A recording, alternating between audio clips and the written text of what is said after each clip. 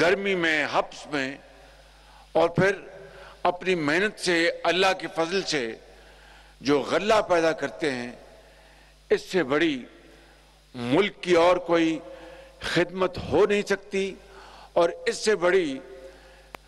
کروڑوں لوگوں کے لیے خوراک اور غلہ پیدا کرنا، اس سے بڑی اور کوئی عبادت ہو نہیں سکتی۔ اس لیے میرے بزرگوں، نوجوان ساتھیوں، آج اس ملک کو سستی بجلی کی ضرورت ہے۔ سستی بجلی کے بغیر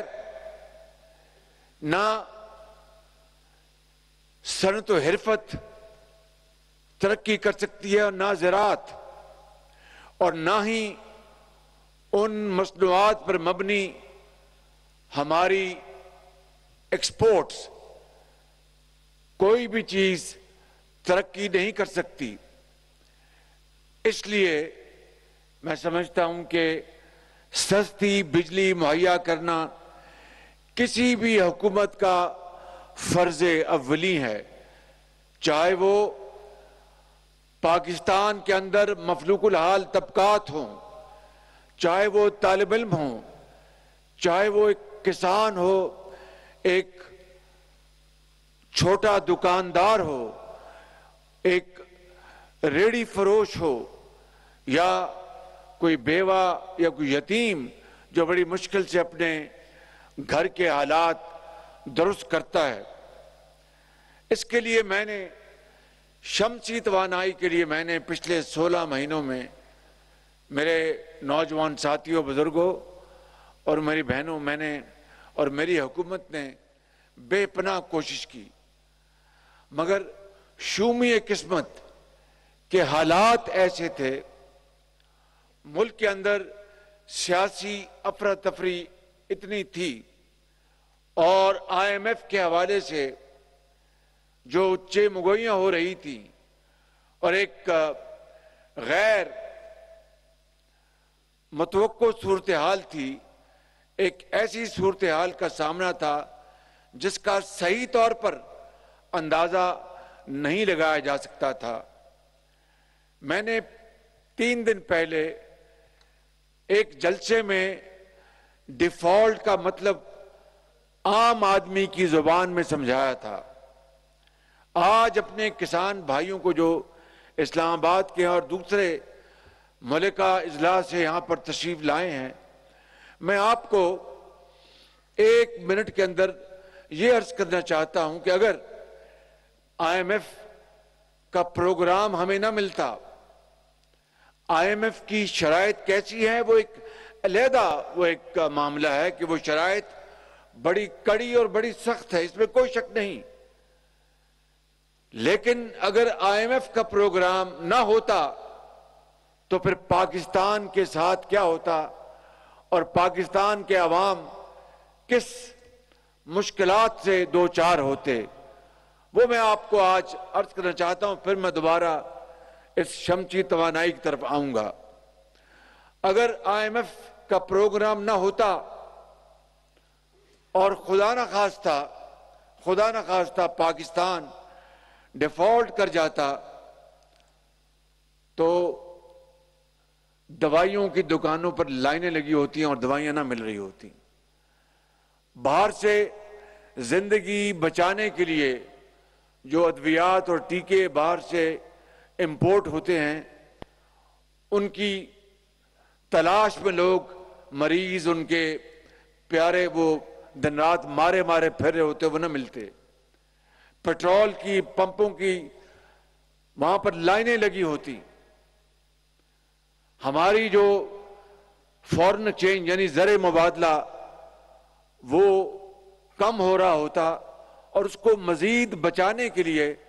ہم اپنی جو امپورٹس ہیں، مشینری، آلات، زرعی، خوراک، ادویات، سپیئر پارٹس،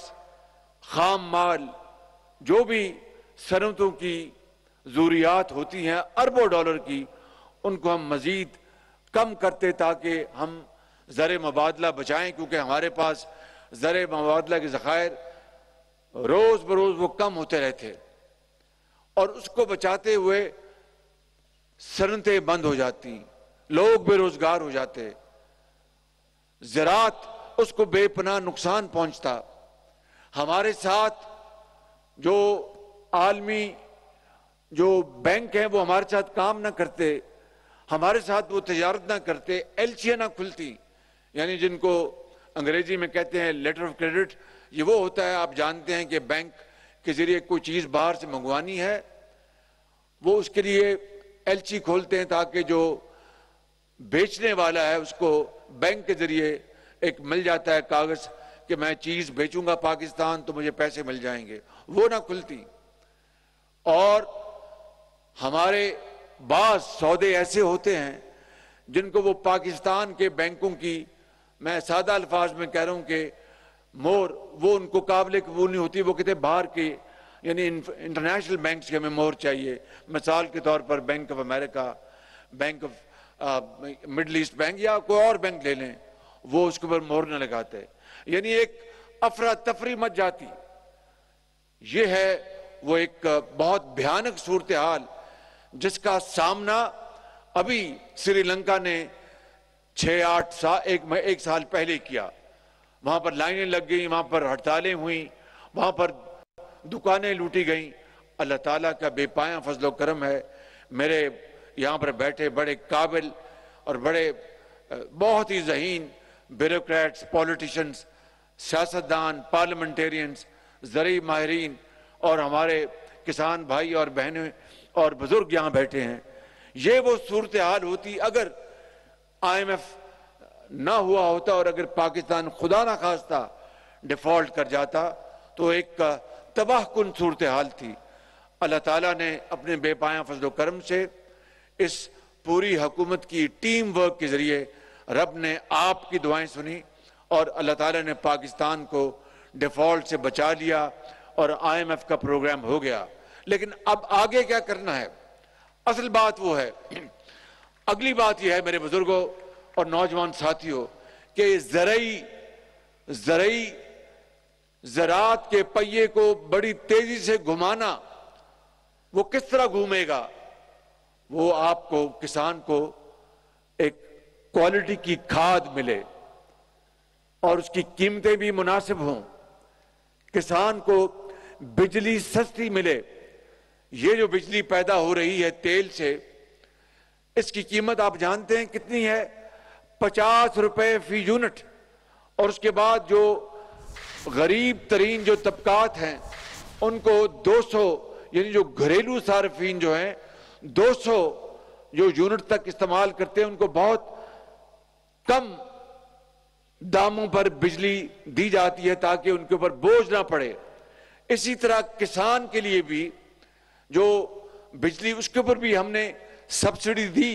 IMF نے کہا کہ آپ یہ کام نہیں کر سکتے، یہ سبسڈیاں دینا بند کر دیں۔ انہوں نے ہمارے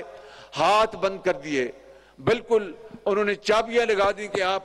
کوئی سبسڈی نہیں دیں گے، چاہے وہ زراعت ہے یا وہ صنعت ہے یا حرفت ہے یا ایکسپورٹرز کے لیے کوئی سبسڈی دینی ہے۔ تو میرے بھائیوں، بزرگوں اور نوجوان ساتھیوں، پھر ہم کیا کریں؟ یہ وہ راستہ ہے، شمسی توانائی خالی ٹیوب ویل کے لیے نہیں، صنعتوں کے لیے، گھروں کے لیے، کارخانوں کے لیے، دکانوں کے لیے، ملک کے چپے چپے، چاہے وہ بلوچستان ہے، چاہے وہ سندھ ہے یا KP ہے یا پنجاب ہے یا آزاد کشمیر یا گلگت بلتستان ہے۔ اور اللہ تعالیٰ نے، یہ اللہ تعالیٰ کا کرم ہے کہ پاکستان کو اللہ تعالیٰ نے چمکتا ہوا سورج عطا کیا ہے۔ یورپ میں جہاں پر بعض اوقات سورج سردیوں میں نظر نہیں آتا، وہاں پر انہوں نے بھی اس کے باوجود شمسی توانائی پیدا کرتے ہیں۔ یہاں پر تو رب تعالیٰ نے 12 مہینے سورج دیا ہے، سردیوں میں بھی گرمیوں میں بھی۔ لیکن کتنی شومیہ قسمت ہے اس قوم کی، غریب آدمی کی، عام آدمی کی، کہ 75 سال گزر گئے، ہم نے شمسی توانائی تو ابھی 20-30 سال پرانا قصہ ہے، لیکن اس سے پہلے جو پن بجلی، جو پانی سے بجلی پیدا ہوتی ہے،